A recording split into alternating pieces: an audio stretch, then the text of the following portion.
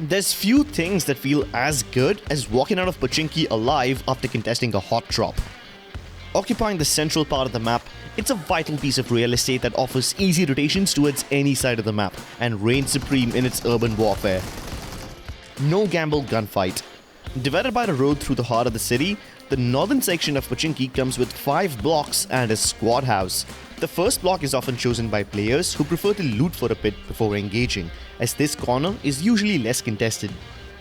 It's definitely smart to arm yourselves properly before you engage with the deadliest of opponents in the lobby. Plus, it also helps to keep your squad mates close, as the central part of the city forces the unarmed teammates to scatter around for loot.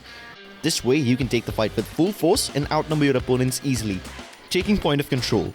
However, if you're a team that likes to take the heat from the very beginning, then land on the central blocks.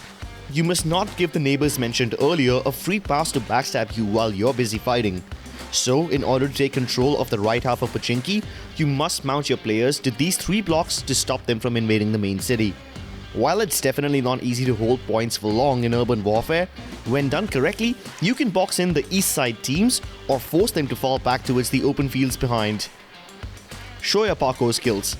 Taking control of the entire Pochinki town is an impossible task, and you cannot cover all the angles at the same time. But when you have good parkour skills, the rooftops indeed give you opportunities to catch your opponents from unexpected angles. Even for places where your crosshairs can't reach, you can get the valuable intel about threats lurking around inside the city and track their movements.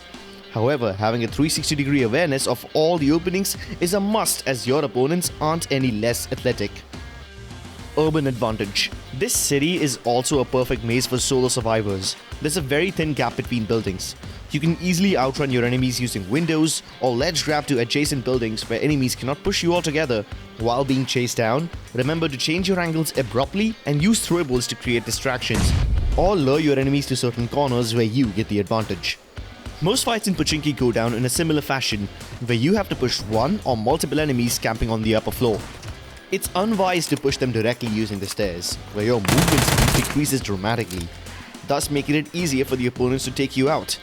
Plus, you're hardly sure of how many people are camping, holding which corners. Use smokes, nades or mollies to create openings and time your rush accordingly to take them all out in a perfect wave. Pochinki is the heaven of playmakers, and being decisive at every move will keep you a step ahead. Tell us about your favorite clutches in Pochinki in the comments below.